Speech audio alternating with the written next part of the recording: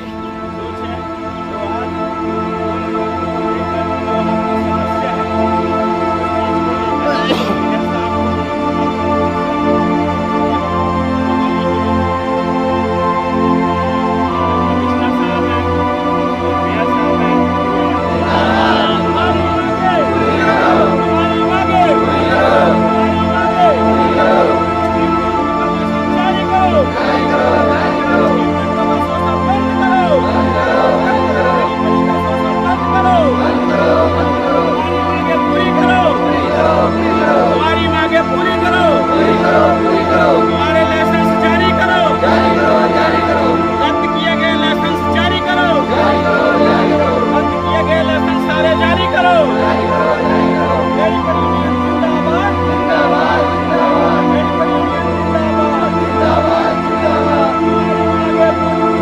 राम मिलन जी, किस चीज़ को लेकर आज आप लोगों का बैठक किया जा रहा है? उसके बाद आप कोई मेमोरेंडम वगैरह भी देने जा रहे हो, क्या योजना क्या है पूरी?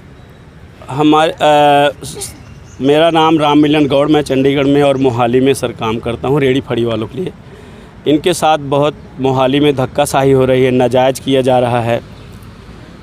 रेडी फड़ी जो एक्ट आया हुआ है पथ विक्रेता जीविका शरण, उसके तहत एक शिकायत निवारण कमेटी बननी थी, वो बनी है, मगर उसके लिए भी जो है म्युनिसिपल कॉरपोरेशन के जो मोहाली के कमिश्नर हैं उसके लिए भी उनको ना तो कोई सहायता लागू कर रहे हैं, ना उनके लिए कोई स्टाफ दे रहे हैं, ना उनके लिए कोई जज साहब के जैसे रीडर वगैरह होते हैं, टाइपिस्ट होते हैं, कुछ नहीं दे रहे हैं। उनके लिए भी बहुत दिक्कत है। फिर भी उन्होंने गरीबों के लिए बहुत काम किया। यहाँ पर बहुत सारे रेडी फड़ी वाले ऐसे हैं जिनके लाइसेंस बने हैं। जब एक्ट के अनुसार लाइसेंस बनाया गया, उनको लोन दिया गया 10-10 हज़ार रुपये, उसके बाद भी उन गरीब लोगों का सामान उठा के तोड़ दिया जाता है, उठा के ले जाकर उनको फेंक दिया जाता है। 3-3 हज़ार रुपये जुर्माना किया जाता है। छतरी का अलग कर देते हैं, रेडी का अलग कर देते हैं, 5-5 हज़ार कईयों से ले लेते हैं। तो इस विषय को लेकर हम जो ये गरीब आदमी हैं, मजदूर, रोड पर दिन भर धूप में खड़े होकर अपने बच्चे पालने के लिए काम करता है और उसके साथ नाजायज़ होता है। इन मांगों को लेकर हम आज मोहाली के जो मेयर साहब हैं उनको एक मांग पत्र देंगे और कमिश्नर को भी एक मांग पत्र देंगे कि ये शोषण जो हमारा हो रहा है उसको रोका जाए। इसमें जो है जायज़ मांगें हमने जो लिखी हैं कि टाउन बेंडिंग कमेटी बनाई है, जबकि पूरे भारत में जो है एक्ट लागू किया जा रहा है कि वेंडर उसमें वोटिंग करता है, चुनाव होता है, उसके लिए बाकायदा जो टाउन बेंडिंग कमेटी की 40% की भागीदारी है, 40% भागीदारी जिसकी होती है उसकी जीत होती है। कानून में हमें बहुत जगह दिया गया है, लेकिन हम लोगों की कोई सुनवाई नहीं होती। अपनी मर्ज़ी से ये टीबीसी मेंबर बना देते हैं, अपनी मर्ज़ी से किसी को निकाल देते हैं। 5 साल तक एक टीबीसी मेंबर रहता है, ये लोग तो हर साल नवा बनाते हैं और करते हैं। ये किस तरीके से एक्ट को तोड़ मरोड़ के यहाँ पे मोहाली में इन्होंने किया हुआ है, या तो इनको कानून के बारे में नहीं नॉलेज है। तो इसी चीज़ को लेकर हम लोग जो है आज मांग पत्र इकट्ठे होके वहाँ गेट के आगे भी हम रोज़ प्रकट करेंगे और वहाँ तक जाएंगे, मांग पत्र देंगे। तो इसमें कैसे टाउन बेंडिंग एक्ट की बात कर रहे हो आप? इसमें क्या आपके कमेटी का यहाँ पर कोई भी मोहाली नगर निगम में कोई भी मेंबर नहीं है रेडी फड़ी का? किसी को अभी तक जो आज जो है ये इसका नाम है रोड साइड रेहड़ी फड़ी वर्कर यूनियन, रजिस्टर्ड 43/2014, यशस नगर डिस्ट्रिक्ट मोहाली, पूरे पंजाब की एक यूनियन है। इसमें से किसी मेंबर को जो है उन्होंने टाउन बेंडिंग कमेटी में नहीं डाला है। हमने 2-3 बार उन्हें लेटर भी दिया, कमिश्नर साहब को भी दे के आए मांग पत्र की भी आप हमको शामिल करो। इसमें जो एक प्रतिनिधि को ज़रूर शामिल करना चाहिए, जो कि हज़ारों लोगों को उम्मीदें हैं, जो बेचारे यहाँ पे काम करते हैं। हम लोग भी कुछ नहीं करा सकते, हमारे बिना आप वो फैसला कर देते हैं। अभी 6 फेस में ये बेंडिंग जोन बनाने जा रहे हैं, आप जगह जाके देख सकते हैं। वहाँ किस तरीके से बैठा देंगे, कोई उस पर विचार विमर्श नहीं किया। कोई टीबीसी से फैसला लें, बताएं, उसमें शामिल करें, ताकि हम लोगों को भी सुने ना कि हमारा काम कहाँ चल सकता है, हमारे रोज़गार कहाँ चल, हमारे बच्चे कैसे पलेंगे। इस बात को इनको जो है हम लोगों से भी सलाह लेनी चाहिए, पूछना चाहिए वेंडरों से। एक जिस तरह आप कह रहे हो कि बार उन पर एलिगेशन लगता है नगर निगम के, चाहे कर्मचारी, सैनिटरी इंस्पेक्टर या कोई भी है जी, और मतभेद भी किया जाता है, बहुत सारे रेडी वालों को उठा लिया जाता है, फिर वो 10 दिन बाद फिर वही रेडियाँ लगी होती है, इसके बारे में क्या कहोगे? ऐसा क्यों किया जाता है? ये धक्काशाही है, ज़बरदस्ती है सर, गलत काम हो रहा है, ऐसा करना नहीं चाहिए। रोज़गार देखो, बेरोज़गारी देश में इतनी है, इसके लिए भारत सरकार ने एक्ट बनाया।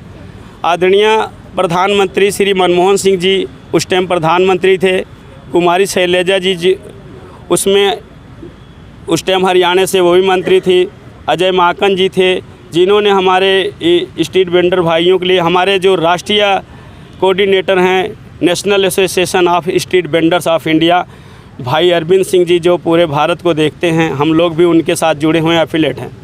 वो उनके नेतृत्व में हम लोग 3 बार संसद भवन का भी घेराव किए हैं कि भी एक्ट लाया जाए, गरीबों को बचाया जाए। लेकिन इतना सब कुछ होने के बाद उन्होंने कानून बना दिया।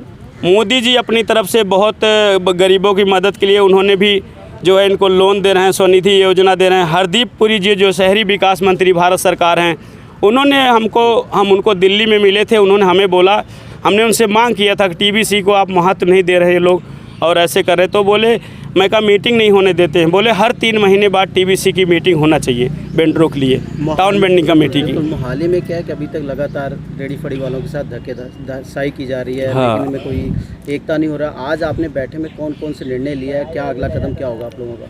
आज हम लोग जो मांग पत्र देंगे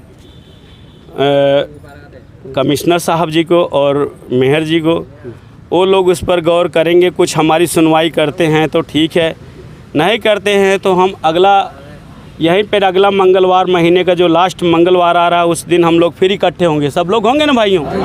तो उस दिन सारे यहाँ पे इकट्ठे होंगे और अगला फैसला हम लोग बीच में ले लेंगे, हमारी कमेटी, कि हमने क्या करना। फिर हम वहाँ पे गेट पे बैठेंगे और अनिश्चित काल के लिए भूख हड़ताल पर बैठेंगे। जब तक हमारी मांगें नहीं पूरी होगी तब तक हम लोग नहीं उठेंगे। आप कानून की बात करते हो, क्या इन अफसरों को कानून नहीं पता?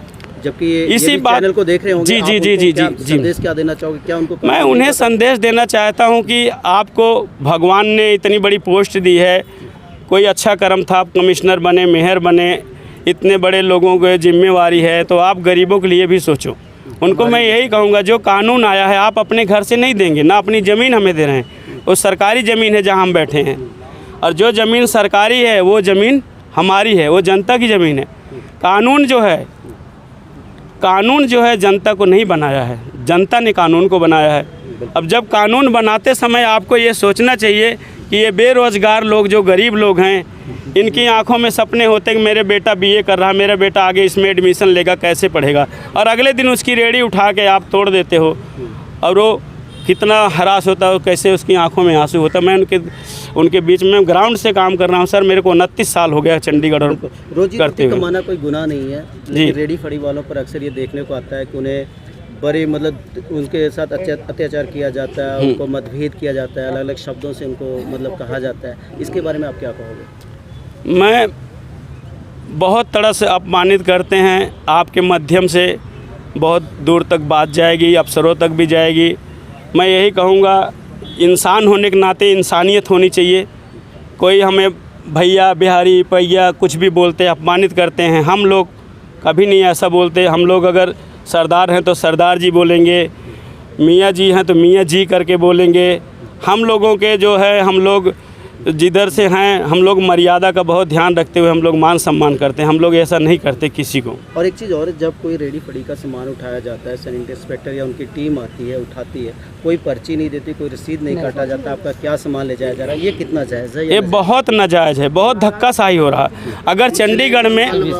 अगर चंडीगढ़ में एक जग उठा लेते, एक प्लेट किसी का उठाया, तो वो उसको अभी पीछे रसीद दिया जाता था उनको। अभी मेरे पास बहुत सारी रसीदें मौजूद है, उसके रसीदों के दम पे कई वेंडरों का लाइसेंस नहीं बनाया, तो मैंने लाइसेंस बनवाया कि अगर ये वेंडर नहीं था तो आपने चालान कहाँ से काटा था।